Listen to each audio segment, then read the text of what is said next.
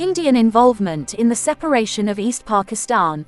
The Independence Day of Bangladesh is celebrated on the 26th of March as a national holiday in Bangladesh.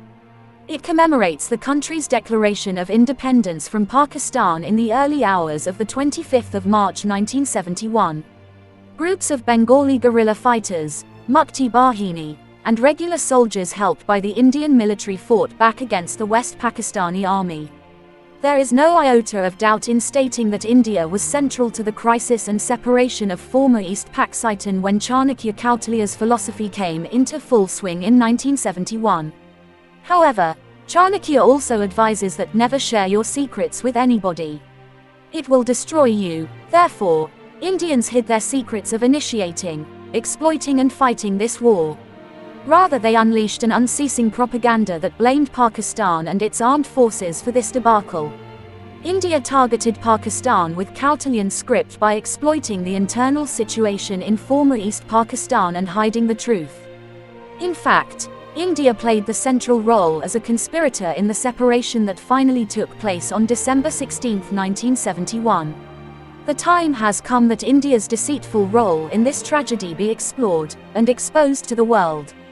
In fact, India had adopted a four-pronged strategy towards East Pakistan after 1965 war: exploit feelings of deprivation among East Pakistani masses, create a situation for refugees and manipulate it, provide arms to the rebels, and, finally invade East Pakistan by violating the international border.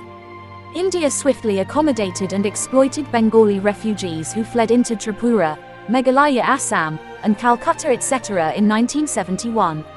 India provided them food, shelter, medicines, and made propaganda moves on its basis.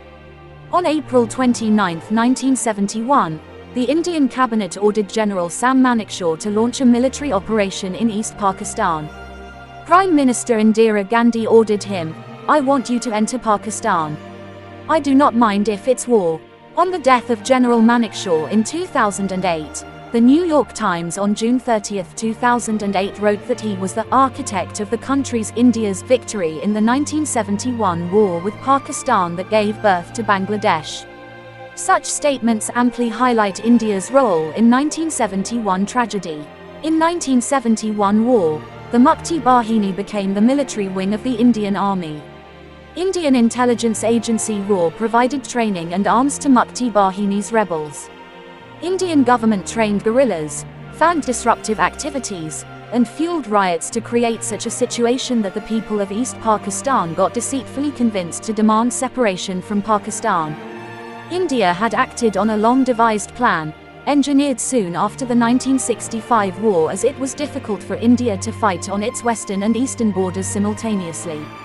On behest of India, an exile government, also known as Mujibnagar government, was formed under the Awami League's leader, Sheikh Mujibur Rahman as president and Tajuddin Ahmed as prime minister on April 17, 1971 at Mehapur.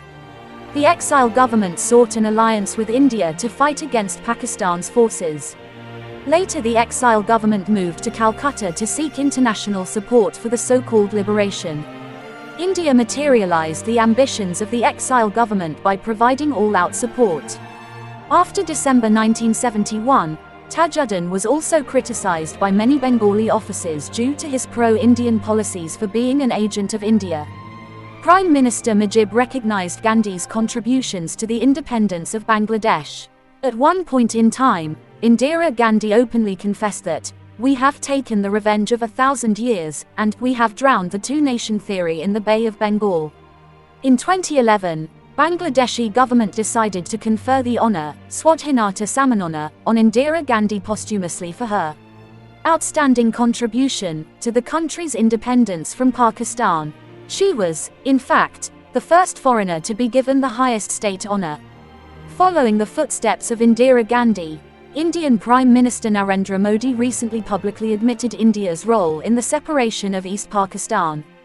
This is the confession of the century, a fact that was previously denied but now admitted publicly from the horse's mouth.